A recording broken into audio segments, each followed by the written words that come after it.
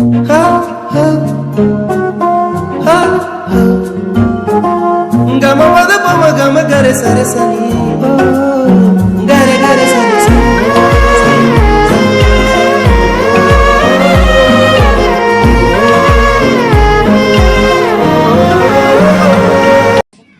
ಮಕ್ಕಳೇ, ನಾವು ನಿಮ್ಗೆ 9ನೇ ತರಗತಿಯಲ್ಲಿ ಇರತಕ್ಕಂತ ಚಕ್ರಗ್ರಹಣ ಬಗ್ಗೆ ಕೆಲವು ನಿಮ್ಗೆ ನಾಟಕದ ಮುಖಾಂತರ ಪರಿಚಯವನ್ನ ಮಾಡಿಕೊಡ್ತೇವೆ.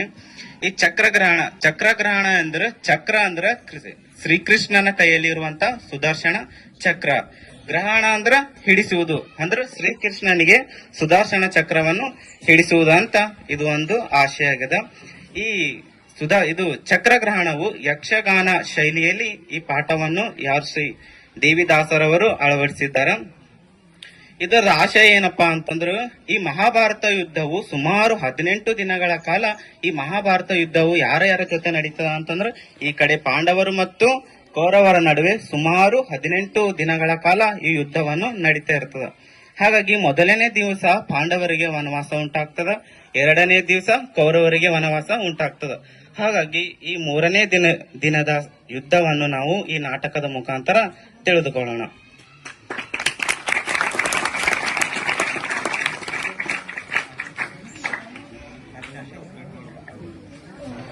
ಈ ಪದ್ಯದ ಆಶಯ ಏನಪ್ಪಾ ಅಂತಂದ್ರು, ಭೀಷ್ಮಾಚಾರ್ಯರು ಒಂದು ಶಪಥವನ್ನು ಮಾಡ್ತಾರ. ನಾನು ಈ ಯುದ್ಧದಲ್ಲಿ ಶ್ರೀಕೃಷ್ಣನಿಗೆ ಸುದರ್ಶನ ಚಕ್ರವನ್ನು ಹಿಡಿಸ್ತೀನಿ ಅಂತ ಈ ಕಡೆ ಭೀಷ್ಮರು ಶಪಥವನ್ನು ಮಾಡ್ತಾರ.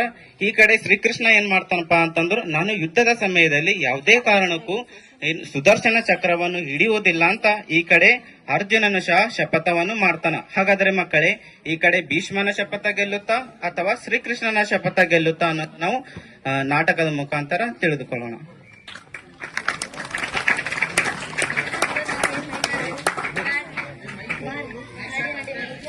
ನಮಸ್ಕಾರ ನಮಸ್ಕಾರ ನಮಸ್ಕಾರ. ಹಾಯ್ ಸ್ಫೂರ್ತಿ. ಹಾಯ್ ಮಾಣಿಕಮ್ಮ. ನಿನ್ನ ಹೆಸರೇನು? ನನ್ನ ಹೆಸರು ಸ್ಫೂರ್ತಿ.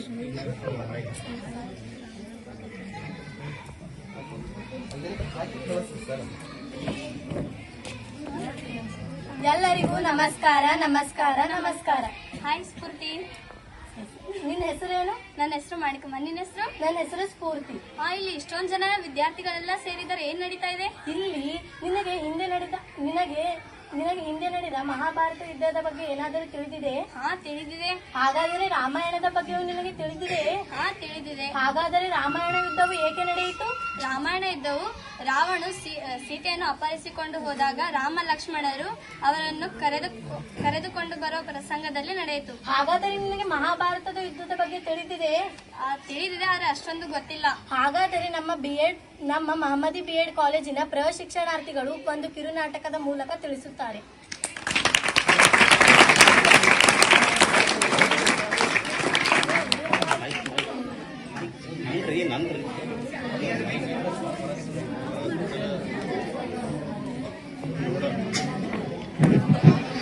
ಓಹೋ, ಇದು ಎಂತ ಅದ್ಭುತವಾದ ರಂಗಸ್ಥಳವಿದು. ತ್ವಮೇವ ಮಾತಾ ಚ ಪಿತಾ ತ್ವಮೇವ, ತ್ವಮೇವ ಬಂಧುಶ ಸಖಾ ತ್ವಮೇವ, ತ್ವಮೇವ ವಿದ್ಯಾ ದ್ರವಿಣಂ ತ್ವಮೇವ ಸರ್ವಂ ಗುಣ ಮಮ ದೇವದೇವ.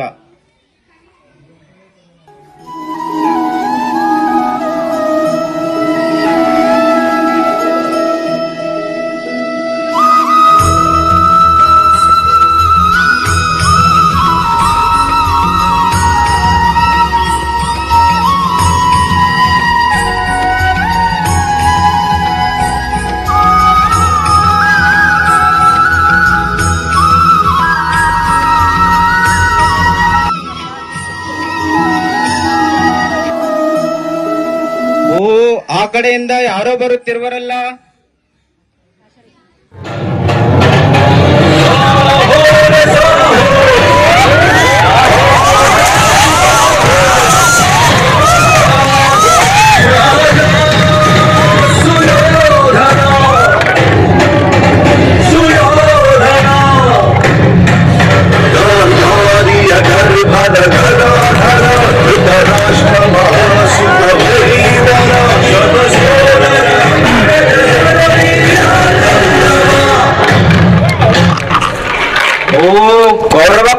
ಶ್ರೇಷ್ಠನಾದ ದುರ್ಯೋಧನರೇ, ನೀವು ಯಾವ ಕಾರ್ಯದ ಮೇಲೆ ಇಲ್ಲಿಗೆ ಬಂದಿರುವಿರಾ? ಸಾರಥಿ ಮಹಾಶಯರೇ, ನಾನು ಇಲ್ಲಿಗೆ ಶ್ರೀಕೃಷ್ಣನನ್ನು ನೋಡಲು ಬಂದಿರುವೆ.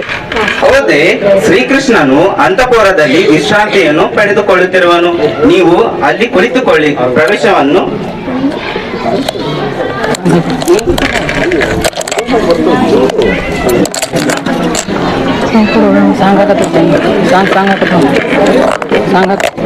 ಓ, ಆ ಕಡೆ ಇನ್ಯಾರೋ ಬರುತ್ತಿರುವರಲ್ಲ.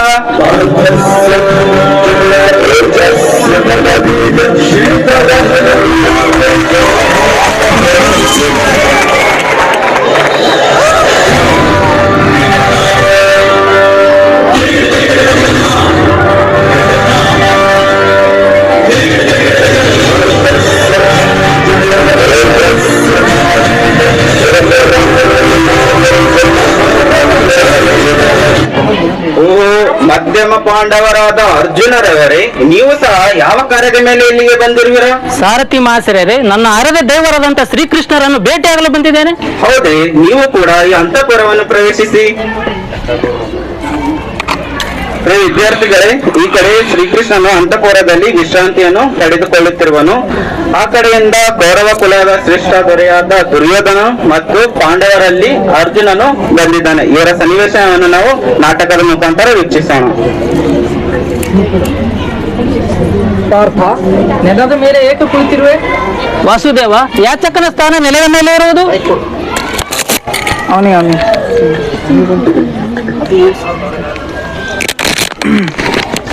ಪಾರ್ಥ, ನೆಲದ ಮೇಲೆ ಏಕೆ ಕುಳಿತಿರುವೆ? ವಾಸುದೇವ, ಯಾಚಕನ ಸ್ಥಾನ ನೆಲದ ಮೇಲೆ ಇರುವುದು? ನೀನು ಯಾಚಕನಲ್ಲ, ನೀನು ನನ್ನ ಮಿತ್ರ. ಬಾ, ಇಲ್ಲಿ ಕುಳಿತುಕೋ. ಇಲ್ಲ ವಾಸುದೇವ, ನಾನು ಇಲ್ಲೇ ಕುಳಿತುಕೊಳ್ಳುತ್ತೇನೆ. ಬಾ, ಕುಳಿತುಕೋ ಮಿತ್ರ.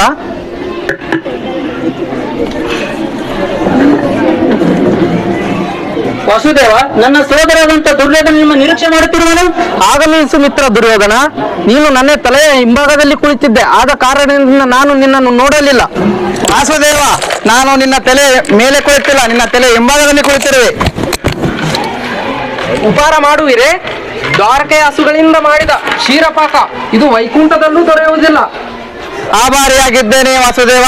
ನಾನು ಇಲ್ಲಿಗೆ ಉಪಹಾರಕ್ಕಾಗಿ ಬಂದಿಲ್ಲ, ಮಹತ್ತರವಾದ ವಿಷಯದ ಕುರಿತು ಸಮಾಲೋಚನೆ ಮಾಡಲು ಬಂದಿರುವೆ. ಸಮಾಲೋಚನೆಯನ್ನು ಅವಶ್ಯವಾಗಿ ಮಾಡೋಣ ದುರ್ಯೋಧನ. ಮೊದಲು ಅರ್ಜುನನ ಯೋಚನೆಯನ್ನು ಕೇಳೋಣ. ಹೇ ವಾಸುದೇವ, ಇದೆಂತಹ ಕಪಟದ ಪಕ್ಷಪಾತ ನಿನ್ನದು. ನೀನು ನಿನ್ನ ಮಾತಿಗೆ ವಚನಭಂಗ ಮಾಡಿಕೊಂಡಿರುವೆ. ನಾನು ಯಾವುದೇ ವಚನಭಂಗ ಮಾಡುತ್ತಿಲ್ಲ ದುರ್ಯೋಧನ.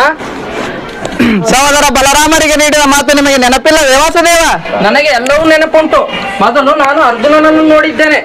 ಇಬ್ಬರು ಅತ್ತ ನೋಡಿ ವಿಶಾಲವಾಗಿ ಹರಡಿದ ದ್ವಾರಕೆಯ ಸೈನ್ಯ, ಒಂದು ಅಕ್ಷೋಹಿಣಿ ಸೈನ್ಯ. ಸೋಲನೆ ಕಾಣಬಾರದು. ಪ್ರದೀಪ್, ನೀವು ಬರಬೇಕು. ವಿಶಾಲವಾಗಿ ಹರಡಿದ ದ್ವಾರಕೆಯ ಒಂದು ಅಕ್ಷೋಹಿಣಿ ಸೈನ್ಯ, ಇನ್ನೊಂದು ಕಡೆ ನಿಶಸ್ತ್ರನಾಗಿರುವ ನಾನು. ಇವೆರಡರಲ್ಲಿ ನಿಮ್ಮ ಆಯ್ಕೆ ಯಾವುದು? ಆಹಾ, ಎಂತ ಅದ್ಭುತ, ಎಂತ ಅದ್ಭುತ. ರಕ್ಷಿತಾ, ನಿನಗೆ ಶ್ರೀಕೃಷ್ಣನ ಬಗ್ಗೆ ಏನಾದರೂ ತಿಳಿದಿದೆ? ಹಾ, ಗೊತ್ತು, ಆದರೆ ಅಷ್ಟೊಂದು ಗೊತ್ತಿಲ್ಲ.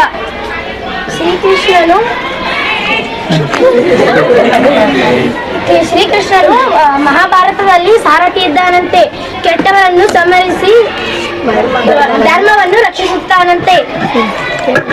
ಯದಾ ಯದಾ ಹಿ ಧರ್ಮಸ್ಯ ಗ್ಲಾನಿರ್ಭವತಿ ಅದ್ವಿತಾನಂ ಧರ್ಮಸ್ಯ ತದಾತ್ಮನಂ ಸೃಜನಮಯೇಹಂ. ಹಾಗಾದರೆ ಕ್ರಿಸ್ತನ ಬಗ್ಗೆ ಮುಂದುಳಿದ ಭಾಗವನ್ನು ನಮ್ಮ ಮಹಮ್ಮದಿ B.Ed ಪ್ರಶಿಕ್ಷಣಾರ್ಥಿಗಳು ತಿಳಿಸುತ್ತಾರೆ.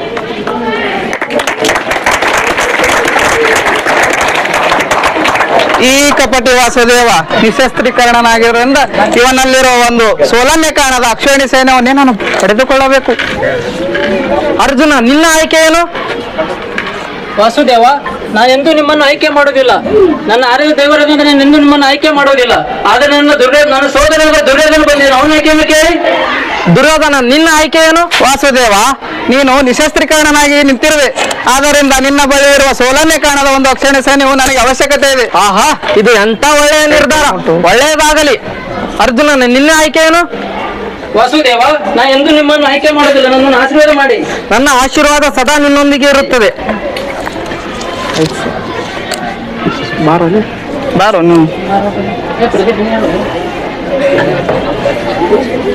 सांगत यावं मला सांगत स्वामी यार करू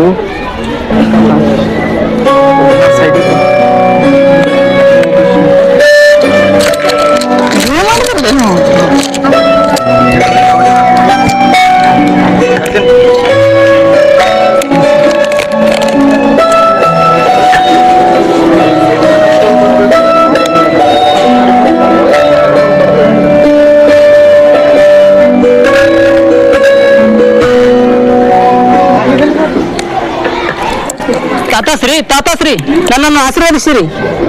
ಎದ್ದೇಳು ಮಗು. ನಮ್ಮನ್ನು ಚಿಕ್ಕ ವಯಸ್ಸಿನಿಂದಲೂ ಸಾಕಿ ಸಲುಹಿದ್ದೀರಿ, ಆದರೆ ಈಗ ಕೌರವರ ಕಡೆ ಯುದ್ಧಕ್ಕೆ ನೀವು ಸಿದ್ಧರಾಗಿರಿ. ಇದು ಪಕ್ಷಪಾತ ಅಲ್ಲವೇ? ಮಗುವೆ, ನಾನು ಯಾವುದೇ ರೀತಿಯ ಪಕ್ಷಪಾತ ಮಾಡುತ್ತಿಲ್ಲ. ನಾನು ಗುರುಕುಲಕ್ಕೆ ನೀಡಿದ ವಚನಕ್ಕೆ ಸಿಲುಕಿಕೊಂಡಿರುವೆ. ಆದರೆ ನನ್ನ ಸದಾಕಾಲವು ನನ್ನ ಆಶೀರ್ವಾದ ಪಾಂಡವರ ಮೇಲೆ ಇದೆ. ಅರ್ಜುನ, ನೀವು ಚಿಕ್ಕ ಮಗು ತರ ಮಾಡಬೇಡ. ಏ ಅರ್ಜುನ, ನೀನು ಚಿಕ್ಕ ಮಕ್ಕಳ ತರ ಮಾಡಬೇಡ. ನನಗೆ ಎಲ್ಲ ಐವರ ಮೇಲೂ ಸಹ ಪ್ರೀತಿ ಇದೆ, ದಯೆ ಇದೆ, ದುಃಖವೂ ಕೂಡ ಇದೆ. ಈ ವಿಷಯ ಯಾರಿಗೆ ತಿಳಿಯಬೇಕೋ ಅವರಿಗೆ ತಿಳಿದೇ ಇದೆ. ಅರ್ಜುನ, ಹೀಗೆ ಏಕೆ ಮಾತನಾಡುತ್ತಿರುವೆ? ನಾವು ಈಗ ಯುದ್ಧ ಮಾಡುವ ಸಮಯ ಬಂದಿದೆ. ನಾವು ಇಬ್ಬರು ಈಗ ವಿರೋಧಿಗಳಾಗಿದ್ದೇವೆ. ನೀನು ಆ ಶಿವನು ಹೇಳಿದಂತಹ ಪಾಶ್ವಪಥಶಾಸ್ತ್ರದಿಂದ ನನ್ನ ಜೊತೆ ಪರಾಕ್ರಮದಿಂದ ಹೋರಾಟ ಮಾಡು. ಆಶೀರ್ವಾದ ಮಾಡಿ ತಾತಾಶ್ರೀ ಅವರೇ. ಆಯ್ತು ಅರ್ಜುನ, ಎದ್ದೇಳು. ಆಯುಷ್ಮಾನ್ ಭವ. ಈ ಕಡೆ ಭೀಷ್ಮಾಚಾರ್ಯರು ಮತ್ತು ಅರ್ಜುನರು ಇವರು ಯುದ್ಧವನ್ನು ಮಾಡ್ತಾರ. ಈ ಕಡೆ ಭೀಷ್ಮಾಚಾರ್ಯರು ಸಹ ಬಾಣಗಳನ್ನು ಸುರಿಮಳೆ ಹಾಗೆ ಬಿಡ್ತಾರ. ಈ ಕಡೆ ಅರ್ಜುನರು ಸಹ ಬಾಣಗಳು ಸುರಿಯುವ ಮಳೆ ಹಾಗೆ ಬಿಡ್ತಾ ಇರ್ತಾರ. ಹಾಗೆ ಭೀಷ್ಮರು ಈ ಬಿಟ್ಟಂತ ಬಾಣಗಳು ಈ ಅರ್ಜುನನಿಗೆ ಒಂದನ್ನು ಸೋಕೋದಿಲ್ಲ. ಇವನಿಗೆ ಯಾಕೆ ಸೋಕೋದಿಲ್ಲ ಅಂತಂದ್ರೆ ಇವನ ಜೊತೆ ಶ್ರೀಕೃಷ್ಣನು ಇದ್ದಿರ್ತಾನ.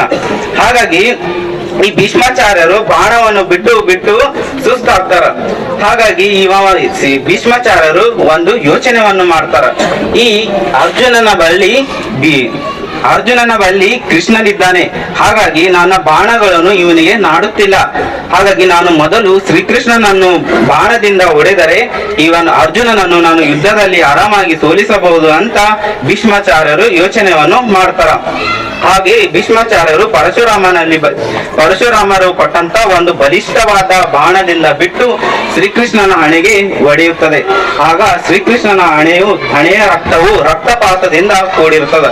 ಹಾಗಾಗಿ ಶ್ರೀಕೃಷ್ಣರು ಏನ್ ಮಾಡ್ತಾರ ಅಂದ್ರ ತಮ್ಮ ಕೈಯಲ್ಲಿದ್ದ ಲಗಾಮನ್ನು ಬಿಟ್ಟು ಸುದರ್ಶನ ಚಕ್ರವನ್ನು ಹಿಡಿಯುತ್ತಾರೆ.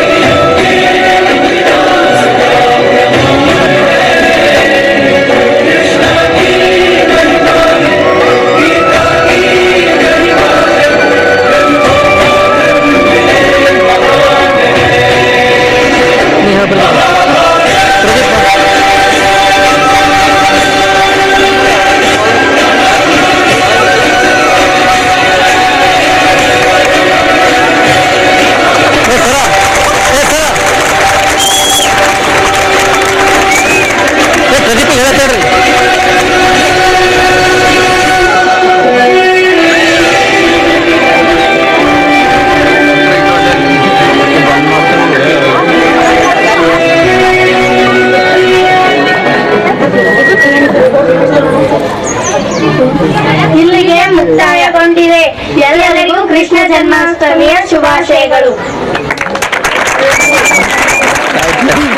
ಫೋಟೋ ತಗೊಂಡು ಏನೋ ಸೌಂಡ್ ಹಂಗೆ ಹಚ್ತೀನಿ.